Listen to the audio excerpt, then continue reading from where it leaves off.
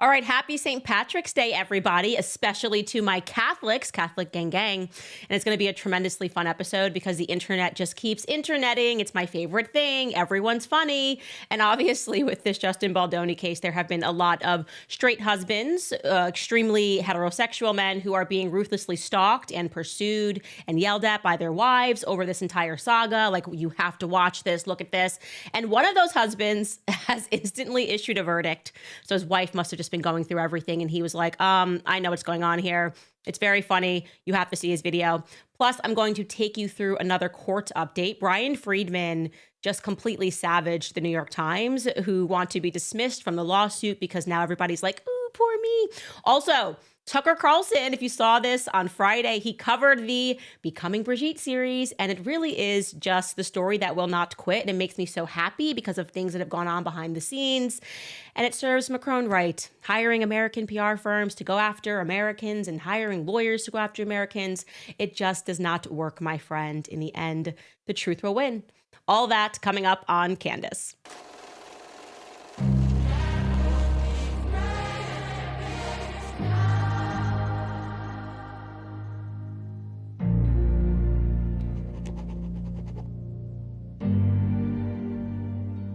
Truth is king, my friends. Christ is king. All right. So on Friday, we left you guys off. I was bringing you up to date on everything that was strange about Hugh Jackman.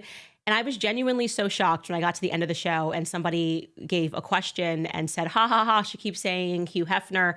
I swore I nailed that. So I'm just going to go ahead and have to really blame that on late stage pregnancy brain, for which there is clearly no cure. But yes, regarding Hugh Jackman, I was kind of letting you guys know there have been some rumors for a very long time that don't look like they are just rumors.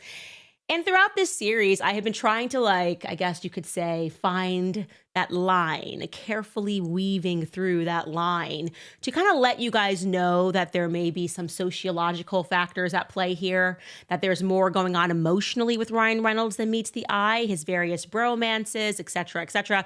And the only reason that that's relevant at all, by the way, it's not like this is the 80s and someone's hiding in the closet. It's just because we're all very invested in what a lot of women are invested in here, by the way, is trying to understand the emotional aspects here. Why is he so angry? That is what was so shocking about being able to read these text messages. It was just his anger and the amount of control that he asserted. It felt like we were watching IDTV, like a murder mystery. We didn't know why Ryan was doing and saying the things that he was doing to such a nice person. We didn't understand the daddy issues. Now we know, but he's got all these daddy issues, but what's actually happening here? And why are all of these buried issues that he has culminating into what can only be described as a figurative drive-by shooting of Justin Baldoni and Justin Heath? Okay, so we get it. Ryan is angry. He has been angry since he was a child. We had his teacher in Canada confirm that to us, that he was displaying sociopathic tendencies early on, allegedly. So I've been kind of slow walking you guys to understand that there could be a source of that anger. But I was trying to be nice. Women, we are naturally more compassionate than men on these things. But this husband on TikTok, he just sliced through everything with precision immediately. He's like, we're not going to slow walk people anymore. We don't need to slow walk Candace. He didn't say Candace at all. I just inserted myself in there like I'm inserting myself in this lawsuit. But he's absolutely hilarious. I guess his wife was hunting him. He just looked into it peripherally and was ready to enter a verdict. So let's listen to what this TikToker had to say. His handle, by the way, in case you want to follow him, is Put the Dog on the Phone. Here is his assessment. I can tell you what's happening here. I have the answer, right? Normally, this is not the sort of thing I would give two about, but every woman in my family is obsessed. So apparently, junior high kids, they've leaked all these text messages. And here's one supposedly from Ryan Reynolds. And what's that last line? What's that last line? Oh, he's gay. Oh, yeah, see, straight guys don't say that. Straight guys don't say that. And that's, I'm not some conservative, and I'm like, men gotta be men. Just straight guys don't say that. They don't say that. And as soon as you look at him in that light, you're like, yeah. And on a side note, I worked in Los Angeles for years and spent a lot of time in West Hollywood doing jobs. Gay guys are great. I love gay guys. There's also bad ones because they're just normal people. I have zero problem. There's nothing wrong with being gay in any way, but he definitely is. Oh, he is. This is from 2017. So Ryan Gosling wins an award, and as a bit, Ryan Reynolds, Andrew Garfield. That's funny. That's funny to steal Ryan Gosling's little moment there. I'm willing to commit to a bit. An impassioned kiss? Okay, Exhibit C. So when you get a beard, a woman that will disguise your gayness, going younger is better. Not only young, but objectively stupid. She's not very intelligent compared to him. He's very quick-witted. He's also very charismatic, like a gay guy. Gay men they have a light in their eyes that straight men don't have. We don't. There's a twinkle, okay? Gay men look like that. I've spent enough time around them. I have great gaydar. Straight men look like that. And you might go, oh, look at his shirt. Oh, look at his head. No. Look at his dead eyes. Straight. Gay. So that's all that's happening. He's a closeted gay man. And that's just, when you deny yourself that truth, you're just going to do weird, crazy shit. And everyone around you is going to have a hard time because you're like trying to fit this square piece in a circle. Straight men have dead eyes. There's nothing behind the eyes. And his assessment is that gay men have a twinkle. And it's what he's saying is what I was trying to introduce in a more polite way by taking you guys through these like lavender marriages that actually happen in Hollywood. I know they happen for a fact. And there's just something here, this underlying anger that doesn't make sense. The Deadpool scene was kind of just a little overdone for me. The relationship with Hugh Jackman was kind of overdone for me. And I just find it hilarious that this guy just looks at the circumstance, reads the messages, and is like, okay, I know what's going on here. And now, but instead we've got to go through this court case and it's got to be like $400 million and it's all crazy, all because Ryan is not happy with who he is on the inside. That's really what it comes down to. He is not an honest person with himself. And so he's just become a very vicious person who's lashing out in a variety of ways. That's what I would probably agree with. Anyways, I also just want to show you that because it's absolutely hilarious, but I also wanted to provide you guys with an update on a major piece of the lawsuit here. Let's not forget that the New York Times is being sued because a lot of important filings have been happening. So obviously they hit him hard: defamation, false light, invasion of privacy. I'm speaking about Justin's team when they filed that $200 million lawsuit against the New York Times. And in response, the New York Times filed to dismiss the case altogether, citing that they had fair reporter privilege. Okay, so what is fair reporter privilege? This is the exact definition so that you guys know. Fair reporter privilege, also known as public proceedings or public records privilege, protects news media from libel lawsuits when they publish fair and accurate accounts of official documents or statements that were made during official proceedings. Okay, so I would claim fair reporter privilege as I'm going through all of these Jessica Mann emails, the Harvey Weinstein series. I'm just reading from the actual filings, right? And so they're like, oh, that's all we were doing. We got the CRD complaint and we just, we want to be dismissed from this because we're just reporting the facts here. But Brian Friedman and co. argue back that the New York Times has completely abandoned that privilege. I just love this photo of Brian Friedman, by the way. Bring it back up. It's me. I don't know why. He says so much here. It's just like, it's not going down like this. So Brian Friedman's team hit them back pretty hard and basically said that they should not be dismissed. Obviously, I very much agree with them, having looked through everything. And I just want to tell you, I love legal filings. It's weird how much I love legal filings. Like, I read them before I go to bed. I probably in another life could have been a very good lawyer, or at least one who really enjoyed being a lawyer is what I could say.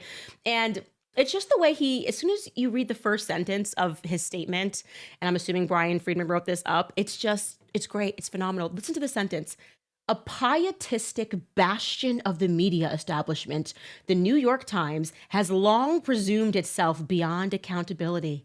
Not here. A pietistic bastion of the media establishment, the New York Times.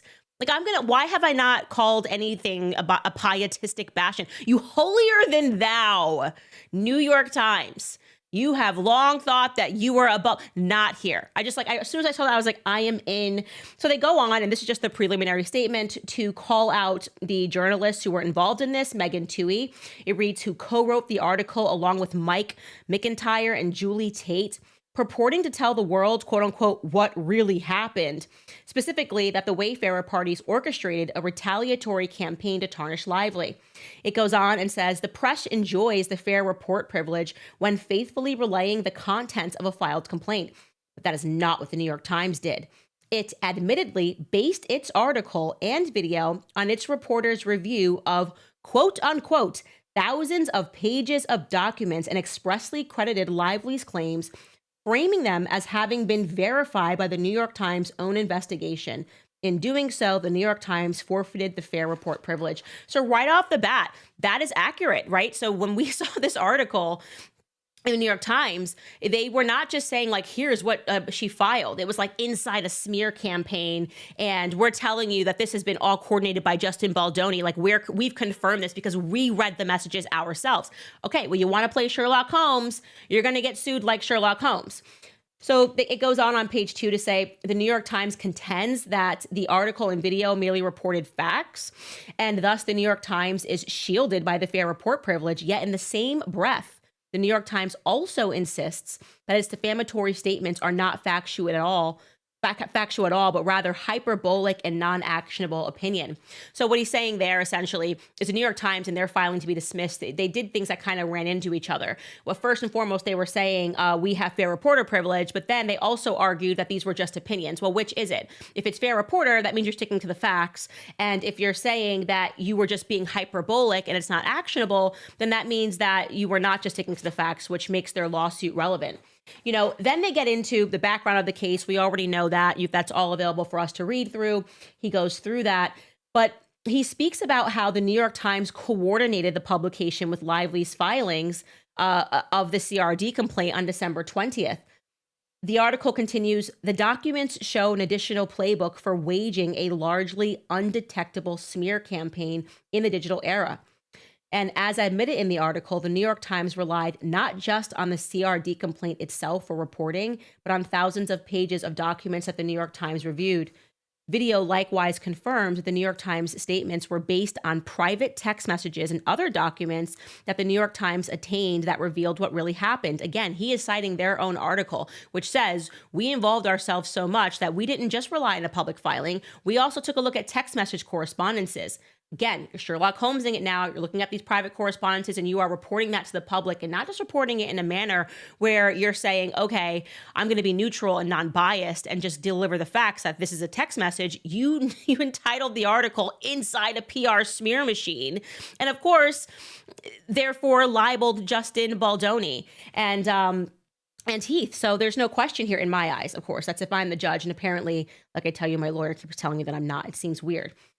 Here is where you really get, though, to the meat and bones of this. First and foremost, his argument that he makes at the bottom of page 5 is we have met the legal standard here for this case to go on, meaning that we'd like to move now towards discovery. We've given you ample inferences here to let you know that we believe, including down to the metadata, which isn't even required, by the way. You just kind of need to make a slight inference that the court can believe, and then they'll let you move to some sort of like light discovery phase. He's saying we have provided so much, we have met that standard over and over again. But the meat and the bones of this is going to come down to jurisdiction, and both sides are arguing about this. Now, I have been sued for defamation before, and this is really crucial, actually, which state laws you are going to abide by as this case moves through the courts.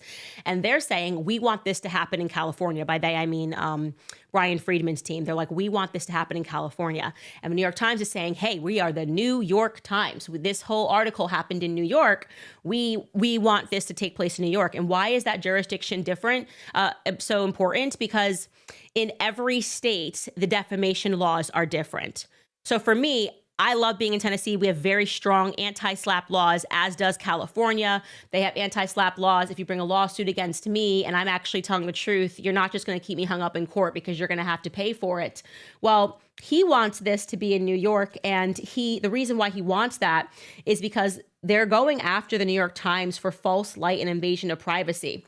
California recognizes that claim and New York does not. So he spends a lot of time in here trying to assert why this should be in California. He also says that California extends no greater protection to opinions than the Constitution, whereas New York, it goes above and beyond the Constitution, trying to protect these reporters who often engage in smearing. So that's why the New York Times likes to be in New York, because they lie a lot, and they lie so much that they sometimes get people put into prison. You know, if you look at the Harvey Weinstein case, that's my viewpoint on how that went down with the New York Times. And so you want to be in a state that's even more favorable than the Constitution when it comes to your ability to defame someone. He makes a very strong argument, so it's going to be interesting to see which way the judge goes, because his argument that they should abide by California defamation laws is because, first and foremost, two of the corporations listed in this lawsuit are domiciled in California. So that's It Ends With Us Movie LLC. That is a Californian company. Also, the agency group PR. That's Melissa Nathan. He's saying that they all conduct business in California. We know this. The PR firms are all based in California. Those are his clients. These are the plaintiffs. And he is also arguing that, and he cites a lot of case law here, a lot of jurisprudence, that all of these people were harmed in California, obviously, right? It Ends With Us Movie LLC being there. Justin Baldoni lives there. Heath lives there. The PR agents work there. So when you harmed their reputation, you harmed their ability to work in California. And like I said, he cites a lot of case examples, which you have to do, which prove that the court has settled the matter and said, listen, if the punch went out in New York, but the punch was felt in California, then we're going to do this according to California laws. And that's what he is essentially saying. And he takes a look at the New York Times argument, and they're saying that the New York law should apply, obviously, because it was entirely reported from and conceived in New York. Brian hits back at that and says, no, you can't just say stuff. You can't just say stuff on the internet, okay? You can't just say what you want to say. We need discovery to prove that. We don't know who you coordinated with. We don't know where the article was typed. We don't know anything yet. And that's why we are requesting this limited discovery to go through that and to be able to determine that. So it's super interesting. Like I said, tons of case law. Moves on and just essentially asserts again why the defamation claim should not be dismissed. Hits hard at what it actually means, or what you have to obtain to be granted that fair report privilege. And again says that it's measured by the natural and probable effect on the mind of the average reader, meaning that if we read that article, did we believe that that was a fair and true report of the proceeding?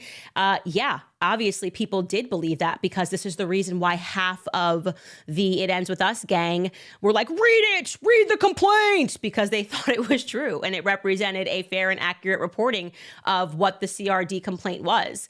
And then it turned out that no, actually the New York Times completely lied to the public, included some other inferences, pretend that they had done the investigation and were backing up that claim, which ended up falling apart marvelously, obviously, when Brian Friedman then dropped all the text messages. And so that is what he is saying. A report is not fair and true, it says at the bottom of page 13, if the publication deviates from the judicial proceeding such that it, quote, this is again from another decision, produces a different effect on the reader. And that is what happened with the New York Times piece. It produced a different effect on the reader than if we had just read the CRD complaint, obviously. So that's really interesting. A big piece of this, obviously, I am invested. I want to see the New York Times go down for several reasons. Obviously, looking into this Harvey Weinstein case, now people are speaking about that. I actually just did Piers Morgan earlier today, and we spoke about it. And people are reaching out being like, I'm so surprised that like everything I knew about Harvey Weinstein case is not accurate. And yeah, it's the same exact reporter, Megan Twohey. And so I just feel like right now we're just in generation truth. Like a lot of stuff is happening. People are waking up and recognizing that a lot of people that have been smeared and libeled, we've given the press so much power to take people down. absent any facts. And the Justin Baldoni case is not unlike the Harvey Weinstein case in that way, and in only that way, obviously. Justin Baldoni is a little puppy, and I would probably say Harvey Weinstein is not a puppy. He's not a puppy at all. But he did get taken down by the media beast, and that's what these two cases share in common. So I will keep you guys totally abreast on everything that is taking place with that lawsuit, and I will continue to ignore my lawyer who keeps asserting that I'm not privy to that, or I'm not a part of the case. And eventually I will be. Eventually I will be walking into that courtroom one day, hugging Brian Friedman and Justin Baldoni and everyone, Melissa Nathan, and we're all going to be so happy when we win. I'm probably going to cry. I don't know about you guys. I'm probably going to cry. Anyways, let me tell you about, before we get to Tucker Carlson, Tax Network USA, because the IRS is the largest collection agency in the world. And April 15th is fast approaching. It's more aggressive than ever now, the IRS. In 2025, enforcement has ramped up. So if you owe back taxes or you have unfiled returns, waiting is not an option. The longer you do, the worse it gets. Ignoring your tax troubles is the worst thing you could possibly do. Getting ahead of them now is the smart move, but you should never contact the IRS alone. Instead, let the experts at Tax Network USA handle it for you, because not all tax resolution companies are the same. Tax Network USA has a preferred direct line to the IRS, meaning they know exactly which agents to deal with and which ones to avoid. And they have proven strategies which help settle tax problems in your favor. So whether you owe $10,000 or $10 million, Tax Network USA's attorneys and negotiators have already resolved over $1 billion in tax debt. So talk with one of their strategists today, because it's free. You call 1-800-958-1000, or you can visit tnusa.com/Candace. That's tnusa.com/Candace. Also, today is your lucky day because it's Field of Greens, greens for St. Patty's Day. You're going to kick that off at the St. Patty's Day sale. Right now, my viewers will get 30% off if you use code LUCK. We don't always eat as healthy as we should, but Field of Greens has your back. One delicious glass is packed with a rainbow of doctor-selected fruits and veggies to support your heart and kidney health, metabolism, and more. So even when you go for the burger instead of the salad, you will still be giving your body the good stuff that it needs daily. And during their St. Patty's Day sale, you can save some green while you drink your greens. Save 30% on all of their popular flavors and bundles when you use code LUCK. So whether Field of Greens is already part of your routine or even waiting to give it a try, now is your chance to save big. The sale's only on for a few days, so don't miss out. Go to fieldofgreens.com and use promo code LUCK. That's fieldofgreens.com, promo code LUCK. You know who's not having any luck right now because you can't do stuff in the dark but doesn't come to light? Emmanuel Macron. He's not. I'm sorry. I feel great about this, by the way. I feel great that it is just viral worldwide. You don't know why? Because I spent a year having people call me crazy, people smearing me, people lying, people that just didn't take the time to read what I had read. I get it. When stuff in another language, you're kind of like, I don't even want to read stuff in English sometimes. I don't want to read this like French journalistic report or whatever. But me, I'm just nosy. And when I saw it and then I read it, I can tell you exactly where I was. I was in Miami at the time, about to head to a UFC fight. The first time that I read a report about Emmanuel Macron's wife being a man. And I literally, Savannah, my manager, I was in my hotel room, like in a robe, and I text her, I'm like, you need to come over right now. Come to my room right now. Could you imagine working for me? This is insane. And she comes over and I'm like, listen, Brigitte Macron, she's a man. She's a man. And she's like, what? I sent her a link. I'm like, sit down. We got to read this. And then I saw PBD, Vinny. We were so immersed in this conversation at the UFC fight that Ivanka Trump, Jared, everyone who walked by and tried to say hi to us, Trump was there that night. I was like, I don't have time. I don't have time to talk about anything else. And this is a true story. And then me and Vinny just sat in a corner and talked about this the entire fight while famous people just walked by us and everyone wanted pictures with them. And I just wanted to talk about Brigitte. And so to go through that and then to fast forward to getting that legal letter and having essentially to be threatened by a G7 leader and who was basically betting that I would be like, ooh, I'm so scared. And actually, it just made me angry because I was too pregnant for that, to now seeing the entire world who has watched this series, embracing it and realizing this was not a little story, this was a massive one, is amazing. It feels good. It feels like the truth catching up with the lies. And again, we see the media being defeated, the media calling everybody a conspiracy theorist, being defeated because that's the truth. The truth is a lion. That's the famed expression. Let it go and it will defend itself. And so Tucker Carlson was interviewing Clayton Morris of Redacted on his Friday show, and Becoming Brigitte came up, and here is the clip. Take a listen. The one story that I have seen in the past few years that I was just like, I can't go there. that's just flat Earth stuff, is the Brigitte Macron, Emmanuel Macron, President of France's wife, was accused first by French journalists and then by my friend Candace Owens, who's one of the nicest people I've ever met, actually.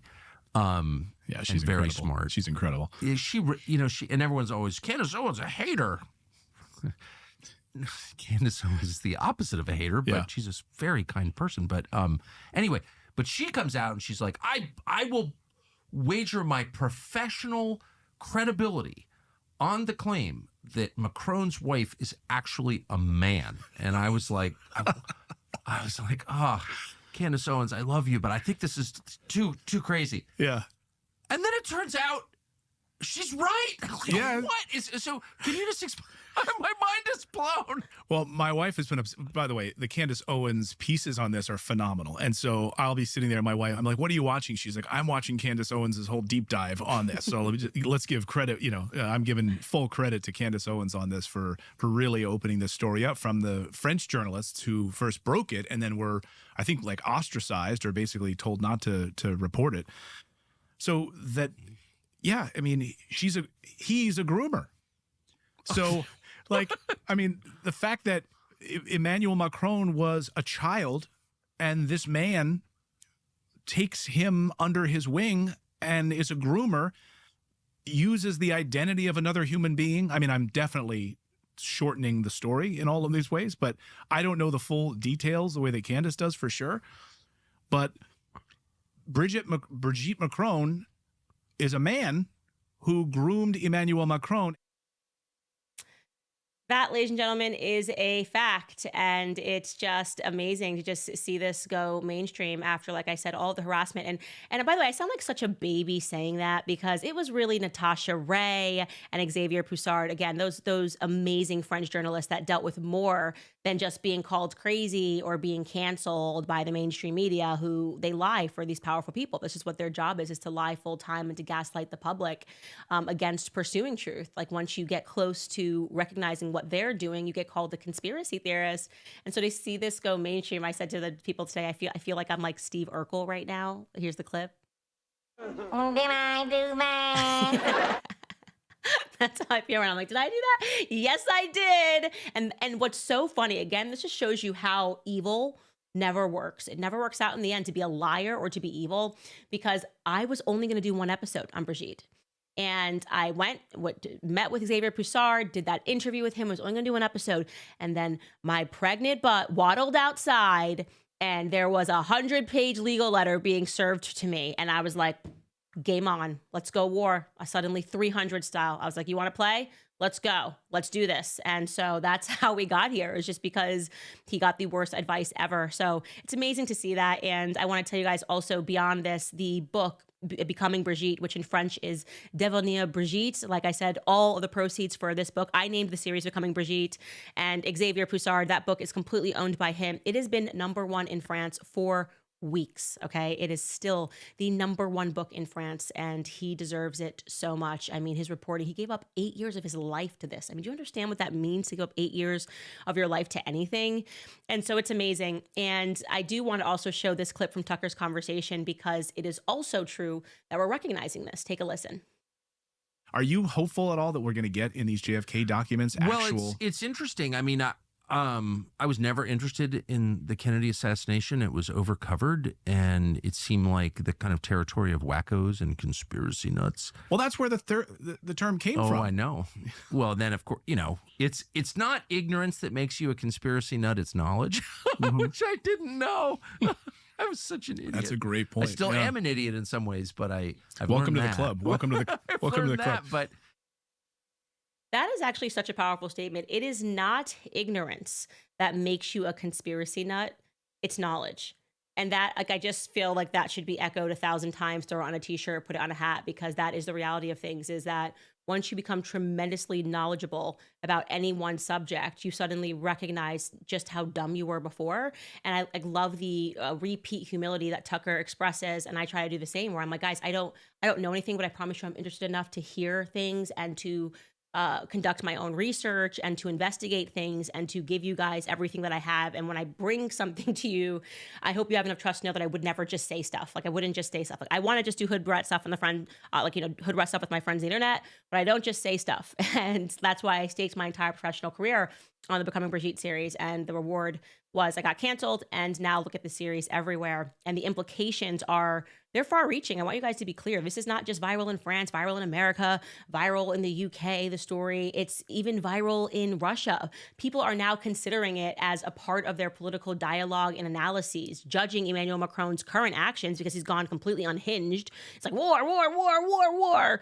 And they're recognizing, okay, he seems like he's come undone, and there might be a reason for this. It's because the world is finding out about the person who groomed him. And an example of that is Russia's #1 evening news channel.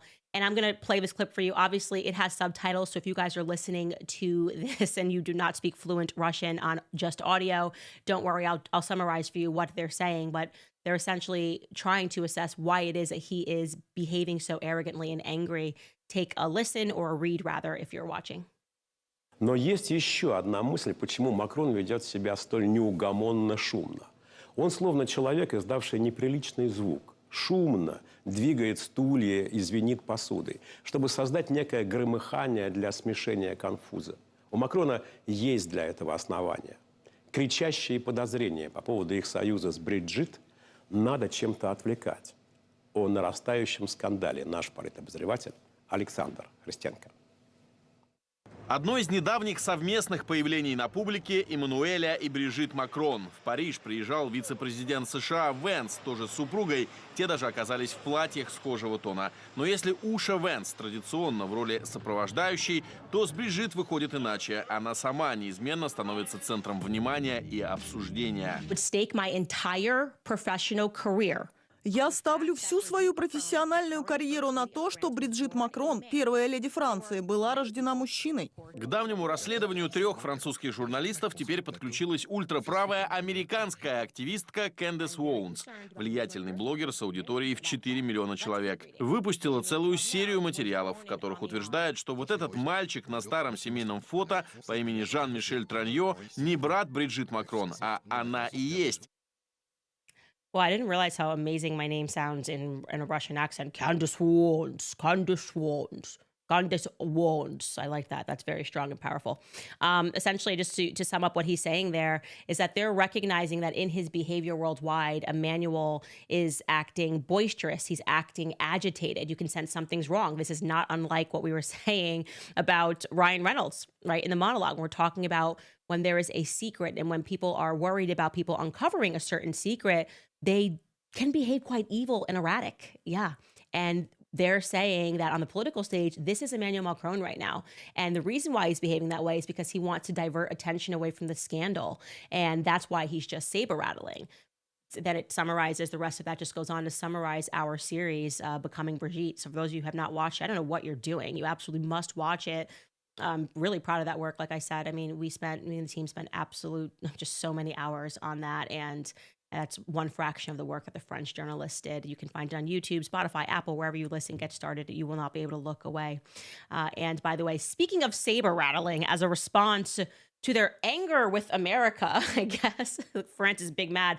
One French deputy wants the Statue of Liberty back. I'm not kidding.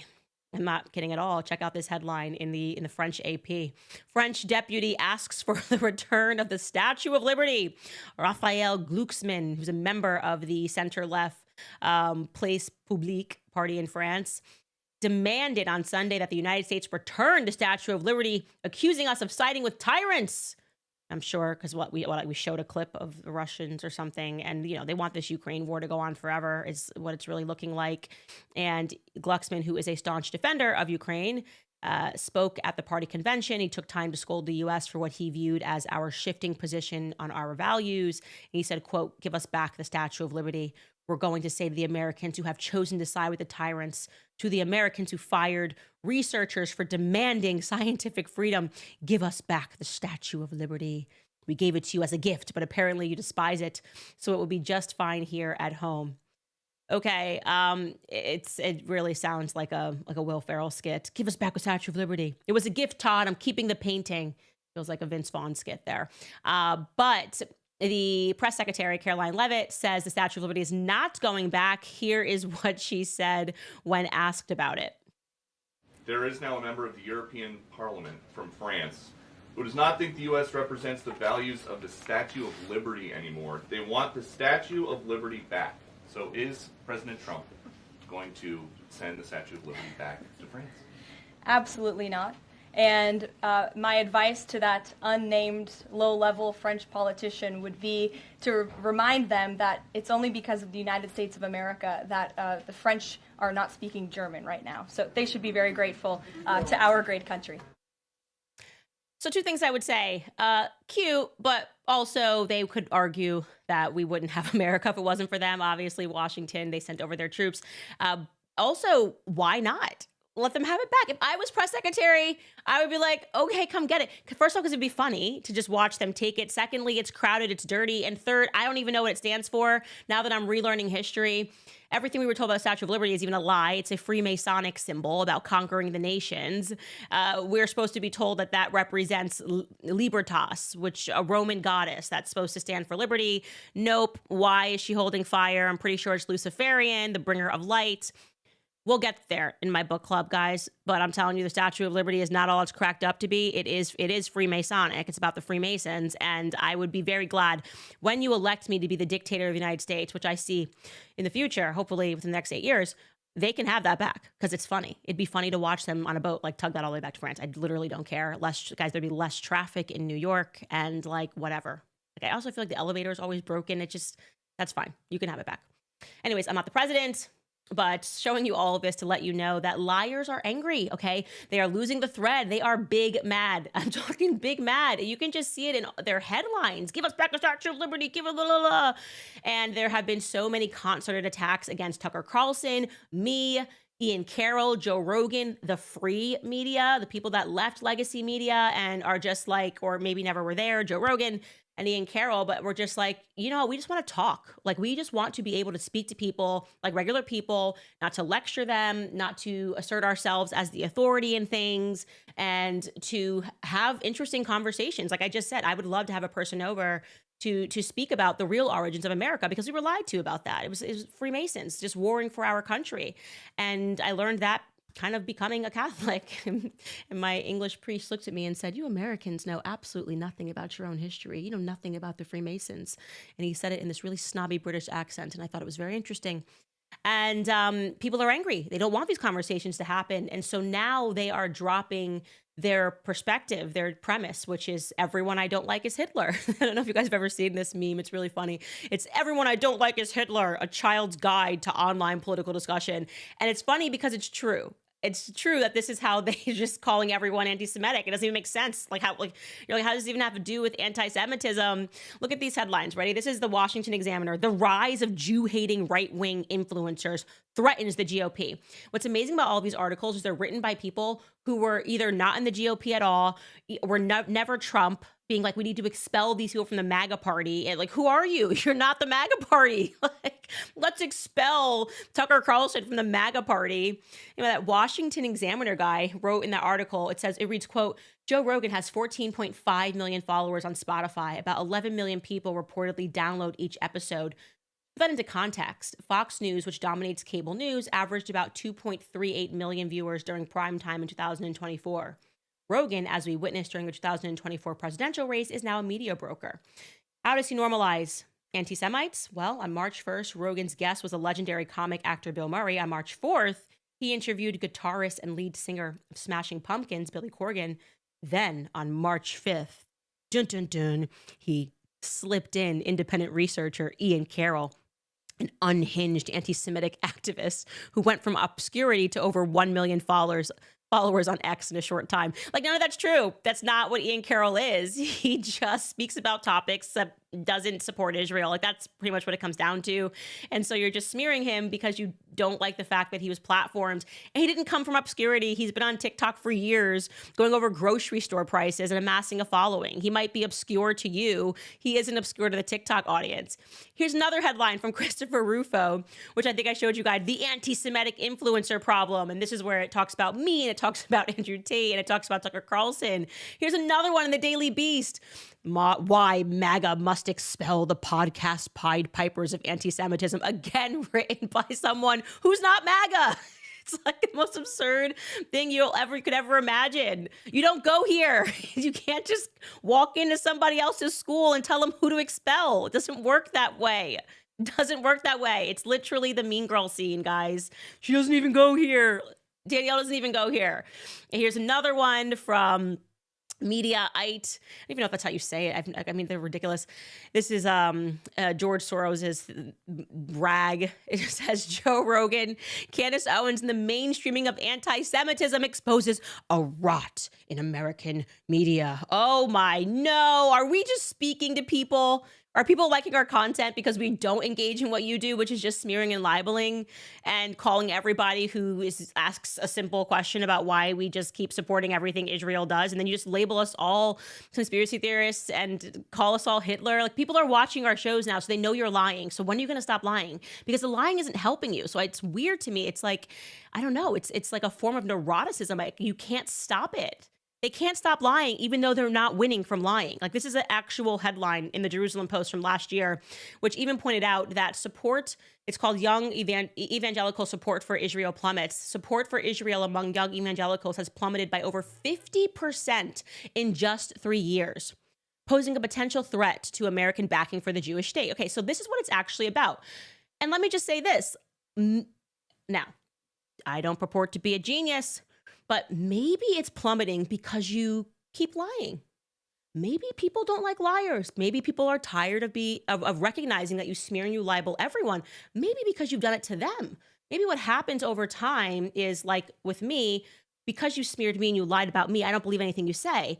And then when you start smearing, you don't just smear me, to be clear. You don't just smear Joe Rogan. You don't just smear Ian Carroll. You're smearing everyone who follows us.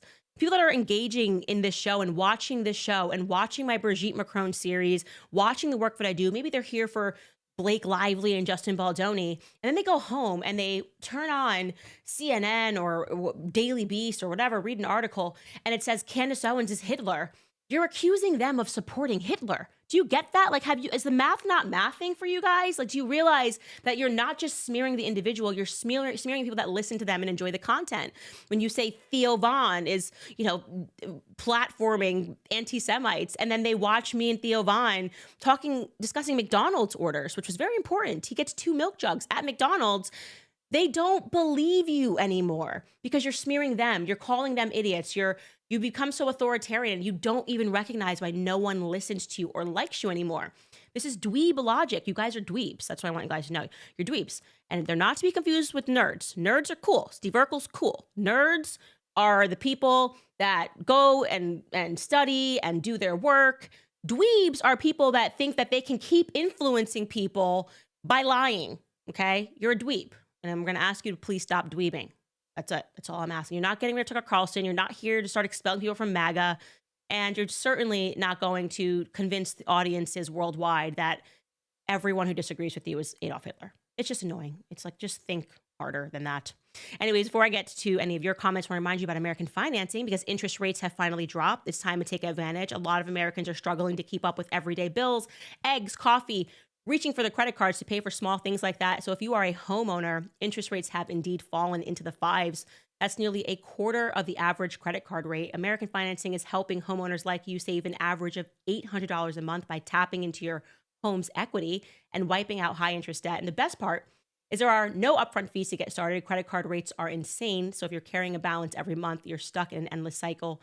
You can break free today by calling American Financing and seeing how much you could be saving. And if you start right now, you may even be able to delay 2 mortgage payments. So just call 800-795-1210. Again, the number is 800-795-1210. Or you can visit americanfinancing.net/Owens. That's americanfinancing.net/Owens. Also, if you're looking at my skin going, are you glowing, Candace? Are you pregnant?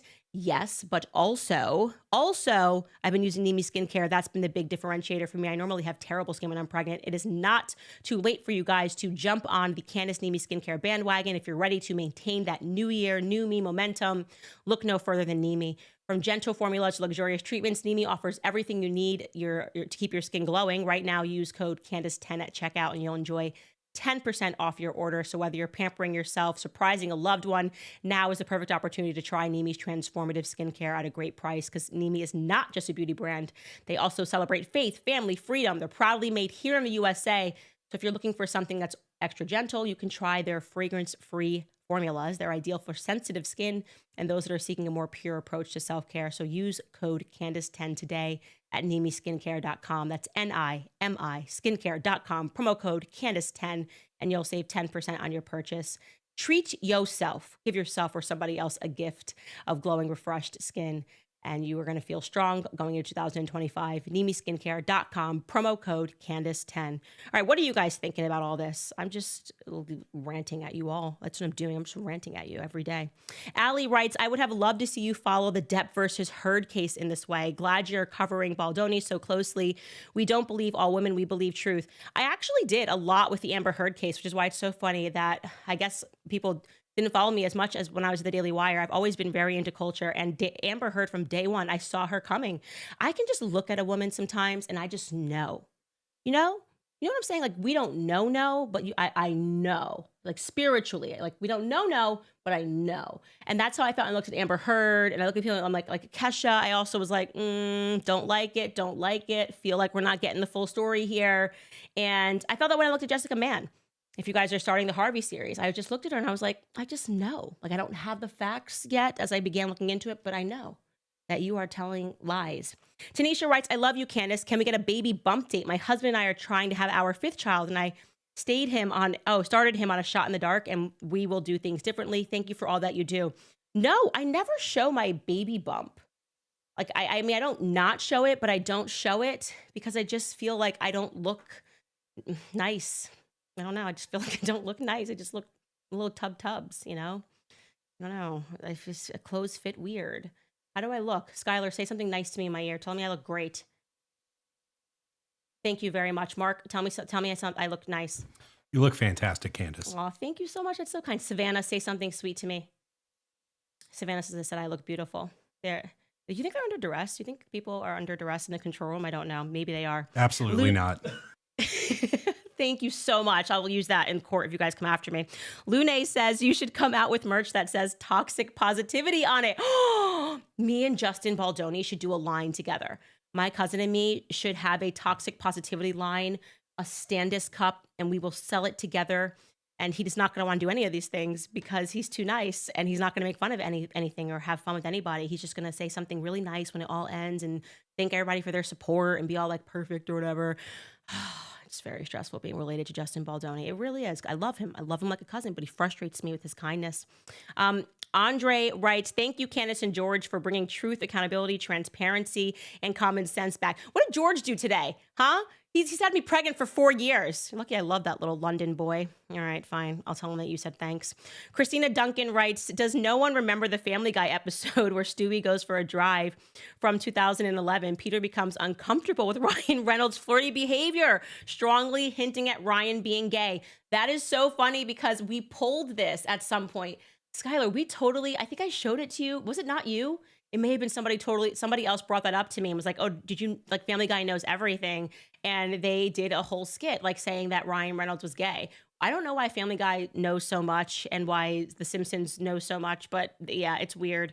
And also, Family Guy actually brought that up today in my Piers Morgan interview. I actually didn't bring it up. It was in my head because Piers Morgan owes me money because we bet. He was one of the people that bet against me on the Brigitte series, and he's still denying it, guys. Like, Piers Morgan is like, oh, I said, Piers, you owe me $100,000. It's not subtle. And I thought of the Brian and the Stewie skit where he's like, hey, man, where's my money? Where's my money? Psh, psh, psh, psh. That's going to be me and Piers Morgan if one of you guys wants to mock up that skit, because I want my 100K. I think it was more. It might have been 150K. Piers Morgan owes me cash money. It's Archie writes, man, when he said straight men don't say that, I laughed so hard because he's so right. Yes, we all have cultural differences, and I never appreciated the fullness of that text until he read that. I adore you, he said. It was very funny. I thought it was lighthearted enough, and I thought that gays and straights would both find that to be hilarious. Yeah, Muffin writes, do you think Piers Morgan will admit you were right about Brigitte? I was ahead of you. I didn't know that question was coming, and the answer is no, he won't. He looked uncomfortable when I asked about my money, but like I will be in the UK. Do you think I can like legally file something? You think like I can can I do something with that? Is there like somewhere I could go? I could probably take him into the court of law. Brian Friedman as my lawyer. Oh my God. Oh, we will be like the pietistic bastion of the media establishment, Piers Morgan. The pietistic bastion thinks yes, that's the face. Can I split this face? Can I do this face with him? I'm the pietistic bastion. Yes, Piers Morgan is the pietistic bastion. And me and my lawyer, Brian Friedman, we're coming for you. We are coming from you. That's it. That's a wrap, you guys. You can head to the website if you'd like to support independent media. Obviously, you can pre-order my book, Make Him a Sandwich, and also sign up for A Shot in the Dark. You can sign up for the book club. We're obviously still reading Chaos. Hopefully, we'll only be 2 more left before we move on from that book, but there's so much happening in that book, and there's so much to speak about. Also, by the way, Skylar, I don't know if you have this, but George said that we dropped our line, American Wife. Do you have that? That's cool. We can bring it for tomorrow. But if you go to the website, you'll see that we do have some new gear. You can stock up on your Candace gear. So anyways, I love you all. I love you all so much. And I will see you tomorrow.